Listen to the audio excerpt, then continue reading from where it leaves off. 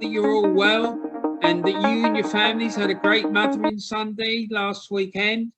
And thanks very much for coming by and coming to see me at Warren's Team Talk. Um, I hope that you are all really healthy and well and staying safe. And I hope that you enjoy the latest offering that I had for you in my groundbreaking, earth-shattering, thought-provoking, and stimulating series of which is England's most successful football club. Today is episode 20, and in this episode, our beloved driver on the Warren's Team Talk bus will be taking us all the way up to visit Leicester City so that we can find out all about their exploits and a little bit more about the history of all their successes in English football. Anyway, I hope that you enjoyed today's show. And if you are new to Warren's Team Talk, please remember to follow me on Spotify, and that way, hopefully, they'll be able to let you know if I upload any more podcasts. Anyway, I'll be back again on Wednesday. On next Saturday for another video, another podcast for you all. So yeah, I hope you enjoy it, and please remember to tell everyone if you enjoyed it and let them know about my podcast. So have a great day, and let's get on with the show, as they say. So here we are. We've just pulled up outside. Hold on, this ain't right. Where are we? Listen, no, driver, we've come to the wrong place. We need to go to the King Power Stadium, not to Filbert Street. Leicester left Filbert Street some years ago, all right? So anyway, we're here now. We're at the King Power Stadium, and we've come to find out all about Leicester City. Now, Leicester City, they finished 22nd in the Warren's Team Talk table, and they managed to accumulate 2,865 points. And Leicester City, also known as the Foxes, were formed in 1884 as Leicester Fosse FC, and they were elected into the Football League in 1894. They have the nickname of the Foxes because of Leicestershire's connection with foxes and fox hunting.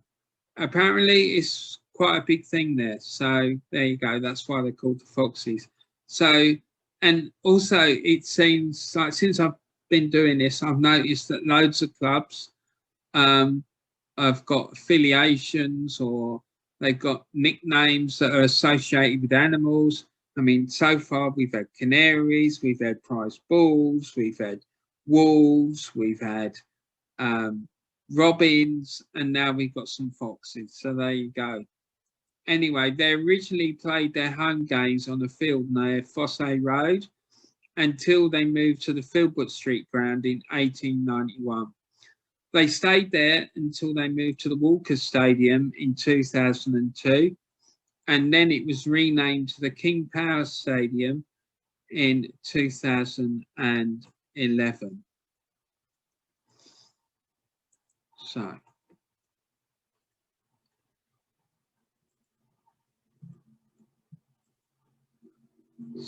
they moved to the King Power. They got renamed the King Power Stadium in 2011. Now,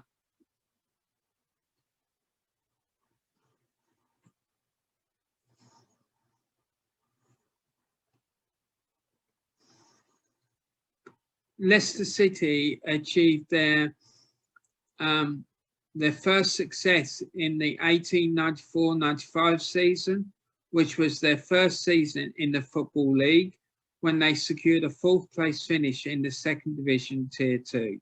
But they missed out on goal average by 0.415 of a goal to Newton Heath, who would later go on to be known as Manchester United, to take part in the end of season test matches, playoff matches, which were used to determine who would be relegated or promoted between the first and second divisions, which were in place at that time. Then 4 years later, in the 1898-99 season, Leicester City finished third in the second division, Tier 2, and again missed out on promotion to Glossop North End by a single point. But despite enjoying an unbeaten home league season. Then 8 years after this third place finished, the Foxes went on to secure a third place finish in the second division, Tier 2. Then the next season, in the 1907-1908 season, the Foxes secured a second place finish to win promotion to the first division, Tier 1. And then in the 1922-23 season, Leicester finished third in the second division, but they missed out on promotion again when they were edged into third place by West Ham United on goal average, and this time it was by 0.181 of a goal. And then 2 years after this disappointment, in the 1924-25 season, the Foxes made up for this when they won the second division Tier 2 title by 2 points from Manchester United to win back promotion up to the first division Tier 1.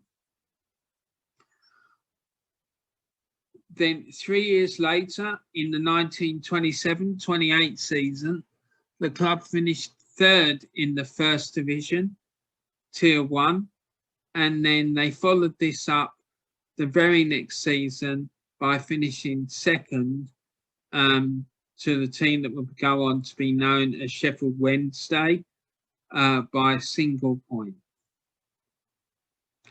And this second place finish was at that time Leicester's highest ever league finish, and this remained so until the 2015-16 season when they won the FA Premier League title.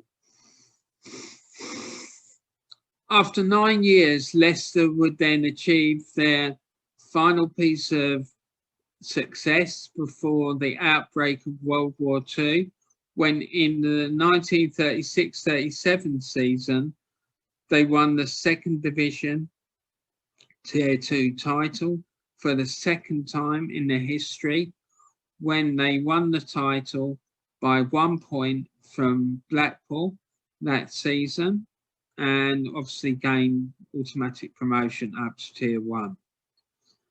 And 3 years after the end of World War II, the Foxes would make their first ever appearance in the FA Cup final in the 1948-49 season, when unfortunately for them, they lost 3-1 to Wolverhampton Wanderers.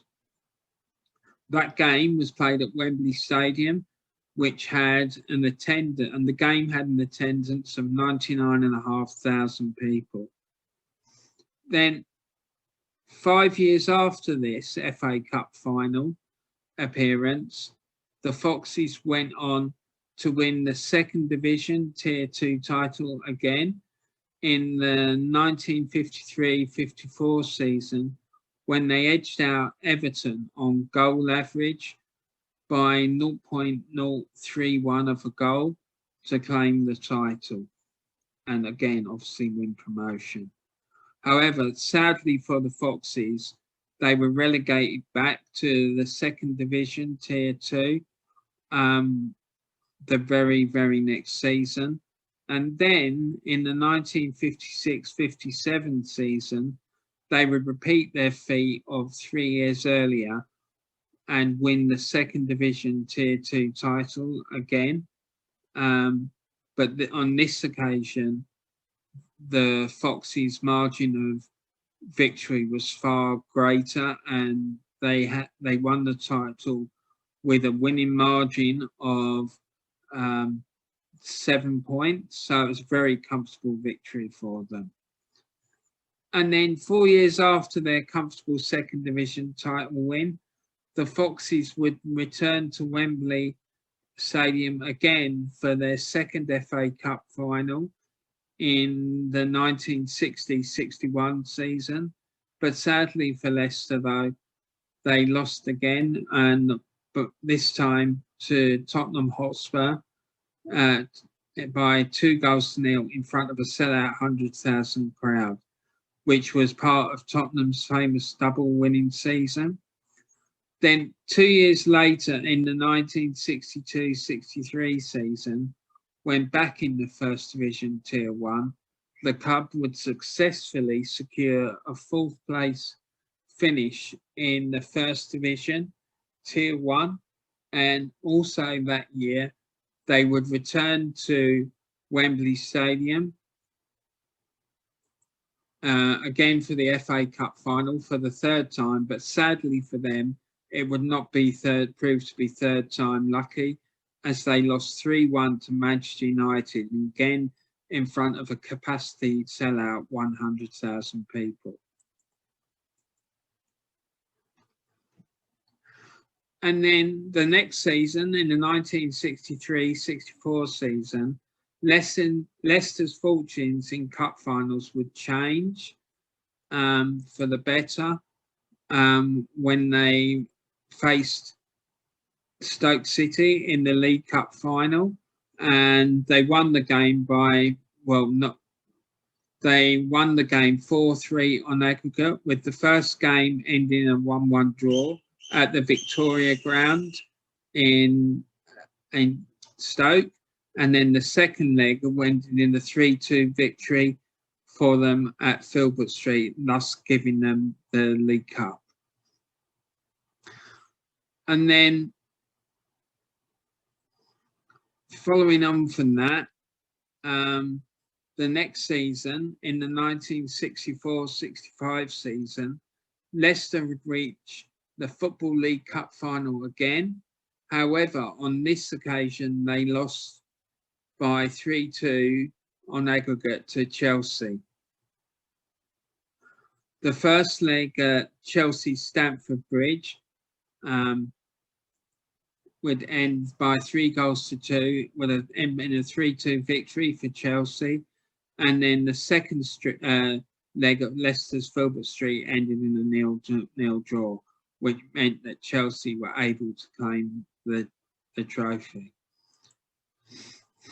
Then 4 years later, in the 1968-69 season, Leicester would make a return to Wembley, but this time for the FA Cup, which today would be their last ever FA Cup final appearance. But again, unfortunately for the Foxes, they would lose this time by 1-0 to Manchester City.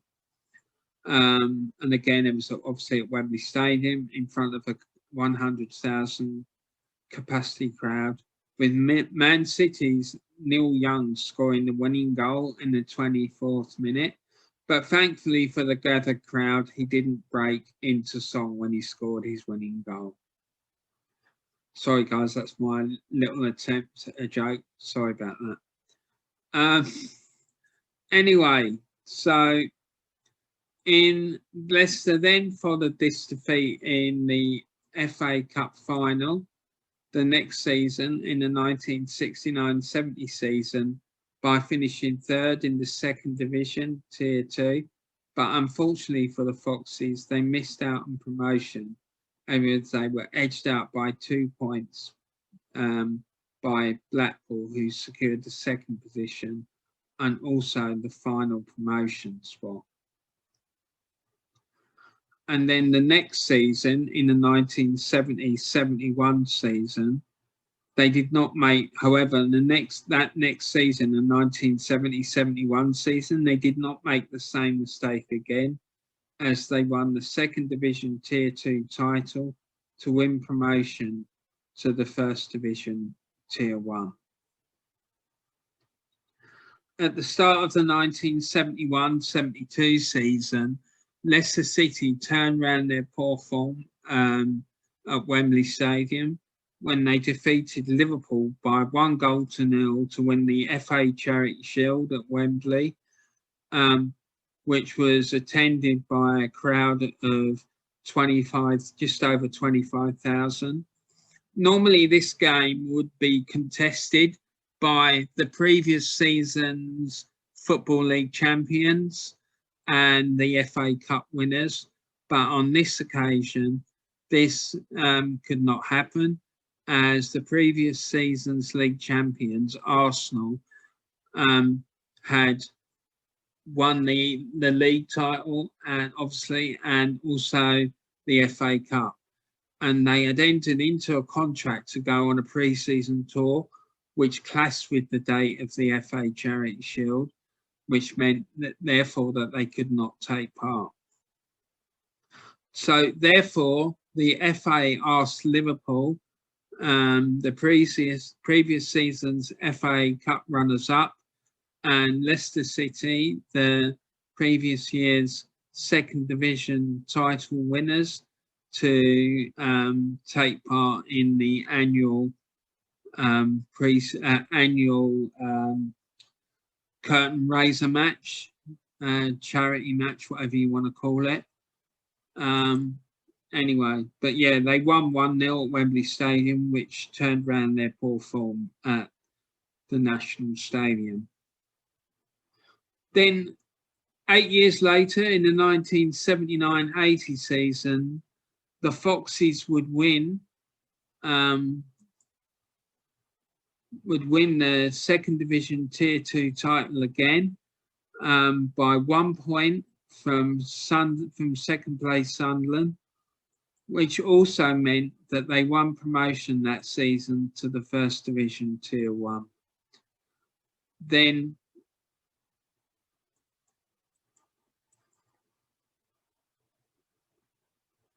3 years later, when back in the second division, in the 1982-83 season, the Foxes secured a third place finish in the second division, Tier 2, and also promotion up to the first division 2. They missed out on promotion up to the first division Tier 1, as they edged out Fulham by 1 point to claim the final promotion spot.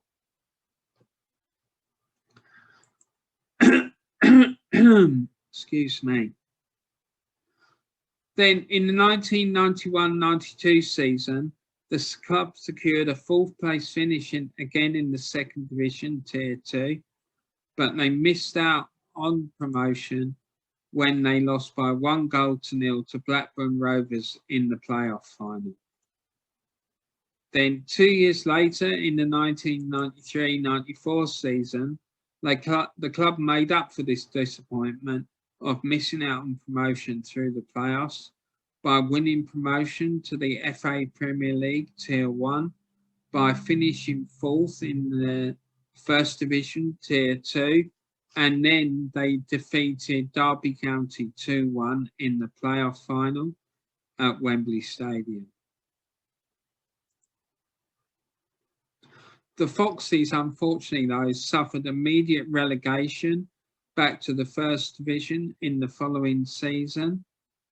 And then the next season, in the 1995-96 season, Leicester City won promotion back to the FA Premier League when they secured a fifth place finish in the first division Tier 1. And this led them to be promoted through the playoffs when they beat Crystal Palace by 2-1 after extra time at Wembley Stadium. So, moving on, then the next season, 1996-97, saw the Foxes to return to Wembley Stadium for the League Cup final, and on this occasion they would defeat Middlesbrough 1-0 after extra time, albeit in a replay, which however was played at Sheffield Wednesday's Hillsborough Stadium. Although they didn't win at Wembley, at least they managed to win the trophy. The game at Hillsborough was in front of a crowd of 39,428. The first game at Wembley Stadium had ended in a 1-1 draw stalemate after extra time, and the game had an attendance of over 76,000 people. And then 2 years later, in the 1998-99 season, Leicester would reach the League Cup final again. However, on this occasion, they would lose by 1-0 to Tottenham Hotspur again, in a game played at Wembley Stadium in front of a crowd of over 77,000 people. So poor old Leicester, they must have got fed up of seeing Tottenham in cup finals. I mean, they lost that 1961 FA Cup final, and now they lost this League Cup final as well. So there you go. Anyway, so moving on, the Foxes would then make up for this disappointment the next season, in the 1999-2000 season, when they returned to Wembley and defeated Tranmere Rovers 2-1 in the League Cup final, with a crowd of over 74,000 there to witness this victory. They would follow up this success. They would follow this success up in the 2002-2003 season by finishing second in the First Division, Tier 2, and therefore giving them promotion up to the FA Premier League. Then, after ending up back down in League 1, Tier 3 in the 2008-2009 season, the club won the League 1 Tier 3 title and won promotion up to the Championship Tier 2 in their first season in League 1, after they've been relegated the year before.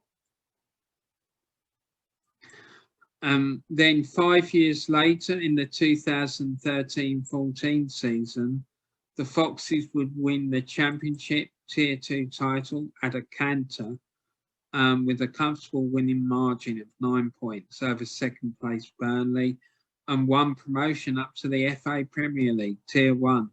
This would also mean that Leicester had won the Tier 2 league title on 7 occasions, which is a record which they share with Manchester City. So I'm sure that they're very proud of that fact.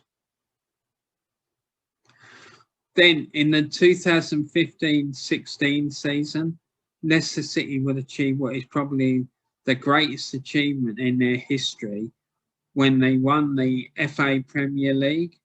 And some of the press described their success as the greatest sporting achievement ever, and a number of bookmakers had never paid out at such long odds for any sport. Consequently, the Foxes became known as the Unbelievables for a while. Another interesting fact about their success was that throughout the previous season, Leicester were fighting to avoid relegation, and then towards the end of the season, Nigel Pearson, the club's manager at the time, had managed to turn around the club's fortunes, and they did enough to win to avoid relegation. And in fact, in their last 9 games, the club won 7, drew 1, and lost 1. And in my opinion, he laid the seeds and the foundations for their title success that next season. But unfortunately for Nigel Pearson, he lost his job on the 30th of June 2015, and 2 weeks later, he was replaced by Claudio Ranieri. And at the time, many pundits felt that in doing so, the Foxes were certain to be relegated the very next season. However, he benefited from the hard work that Nigel Pearson had put in to turn the club's fortunes around in such an emphatic fashion, and he would lead the club to its first its first Tier 1 league title in their history. This league title success would also mean at the start of the next season, in the 2016-17 season, Leicester City would face Manchester United in the FA Charity Shield match at Wembley Stadium, which unfortunately the Foxes lost by 2-1 in a game that was attended by more than 85,000 people. This league title success meant that Leicester were entered into the European Champions League the next season, and they did themselves proud, really, when you look at how they competed in that tournament.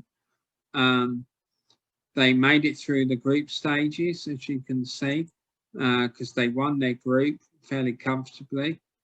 And they eventually were knocked out in the quarterfinals by Diego Simeone's Atletico Madrid side by 2-1 on aggregate. Now, in my opinion, Diego Simeone is one of, if not the finest manager in world football. But there you go. So, Leicester City, this sheet I'm showing you here shows some of Leicester City's players' records with the club. And if you have a look, if we look, you can see that Wes Morgan captained the side in the 2014 League Championship and the 15-16 Premier League title. Gary Lineker, whilst he was at the club, won that Golden Boot in the 1984-85 season, a feat which Jamie Vardy has also done, I believe, whilst at Leicester. Johnny Duncan has the record for the most goals in a single match. Sepp Smith was the club's longest ever serving player and captain. Arthur Chandler is Leicester's record goal scorer and joint club record for the most goals in a single match. Riyad Mahrez won the PFA Player of the Year in 2015-16 season, and Leicester received the highest transfer fee they've ever received when they moved him on to Manchester City.